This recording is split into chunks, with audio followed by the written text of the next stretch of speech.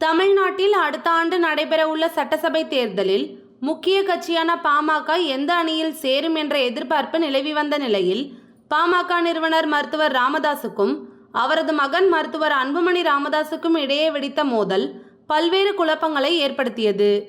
புதுச்சேரி அருகே நடைபெற்ற புத்தாண்டு சிறப்பு பாமக பொதுக்குழு கூட்டத்தில் மேடையிலேயே தந்தை மகன் வாக்குவாதத்தில் ஈடுபட்டதை தொடர்ந்து அன்புமணியை தலைவர் பதவியிலிருந்து நீக்கிய ராமதாஸ், அவர் செயல் தலைவராக செயல்படுவார், நானே பாமக நிறுவனரும் தலைவராகவும் இருப்பேன் என அதிரடியாக அறிவித்தார். இதையடுத்து நான் என்ன தவறு செய்தேன், என்னை ஏன் பதவியிலிருந்து நீக்கினார் என்று அன்புமணி பொதுவெளியில் கேள்விகளை முன்வைக்க, நான் சொன்னதை செய்ய வேண்டியதுதானே செயல் தலைவரின் பணி என நிர்வாகிகளிடம் குமுறினார் மருத்துவர் ராமதாஸ். பின்னர் கடந்த ஏப்ரல் 29 திண்டிவனம் அடுத்த தைலாபுரம் தோட்டத்தில் செய்தியாளர்களிடம் பேசிய மருத்துவர் ராமதாஸ் தமது மகன் அன்புமணி மீது அடுக்கடுக்கான குற்றச்சாட்டுகளை முன்வைத்தார். அவரை 35 வயதிலேயே மத்திய கேபினட் அமைச்சராக்கி நான் தான் தவறு செய்துவிட்டேன், அன்புமணி தலைமை பண்பு இல்லாதவர் என கண்ணீர் விட்டார். இது கட்சியினரிடையே பெரும் பரபரப்பை ஏற்படுத்தியது. இதையடுத்து தனித்தனியாக ஆலோசனை கூட்டங்களை நடத்திய இருவரும் மாநில மற்றும் மாவட்ட பொறுப்பாளர்களை நீக்கவும் நியமிக்கவும் செய்தனர். இதனால் தந்தை மகன் இடையிலான விரிசல் மேலும் அதிகரித்தது. ராமதாஸின் தொடர் நடவடிக்கைகளால் அன்புமணியின் ஆதரவாளர்கள் கதி கலங்கினர். இந்த கலவரத்தில் மருத்துவர் ராமதாஸின் பேரன் முகுந்தன் பாமக இளைஞர் சங்க தலைவர் பதவியிலிருந்து விலகுவதாக அறிவித்தார். சொந்த காரணங்களுக்காக பாமக பொறுப்பிலிருந்து விலகுகிறேன் என்றும், அன்புமணிதான் எங்களின் எதிர்காலம் என்று நினைத்து தொடர்ந்து கட்சி பணியாற்றுவேன் என்றும் அவர் அறிக்கை வெளியிட்டார்.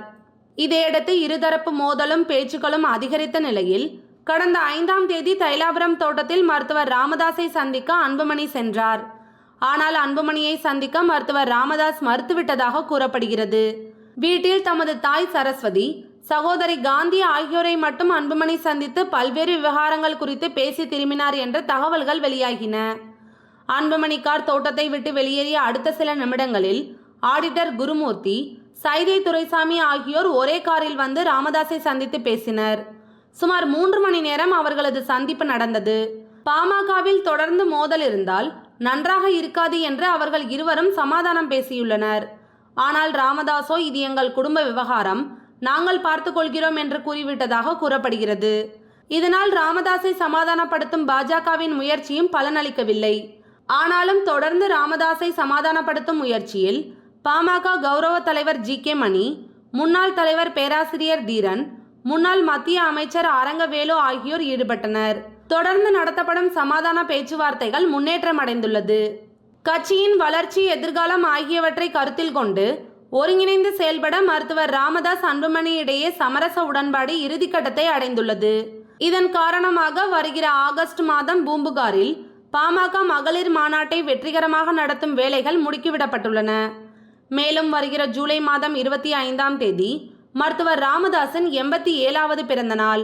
அன்றைய தினம் 10.5% வன்னியர் உள் ஒதுக்கீடு கேட்டு தமிழகம் தழுவிய அளவில் மாபெரும் போராட்டம் அறிவிக்க மருத்துவர் ராமதாஸ் முடிவு செய்துள்ளதாக கூறப்படுகிறது. 10.5% உள்ஒதுக்கீடு வலியுறுத்தி நடத்தப்படும் போராட்டங்களின் மூலம் இவ்விவகாரத்தில் அதிமுக, திமுக, பாஜக ஆகிய கட்சிகள் தங்களது நிலைப்பாட்டை தெரிவிக்க வைக்க வேண்டும் என திட்டமிடப்பட்டுள்ளது. பாட்டாளி மக்கள் கட்சியின் சார்பில் மாமல்லபுரத்தில் சித்திரை முழுநிலவு வன்னிய இளைஞர் மாநாட்டு மேடையில் பேசிய மருத்துவர் ராமதாஸ், வன்னியர்களுக்கு 10.5% இடஒதுக்கீட்டை வழங்க கோரி போராட்டம் அறிவிக்கப்படும், அது இதுவரை நடந்திராத போராட்டமாக இருக்கும், அந்த போராட்டத்துக்காக எவ்வளவு பெரிய தியாகத்தையும் செய்வதற்கு தயாராக இருக்கிறோம் என கூறினார் என்பதை நினைவில் கொள்ள வேண்டும்.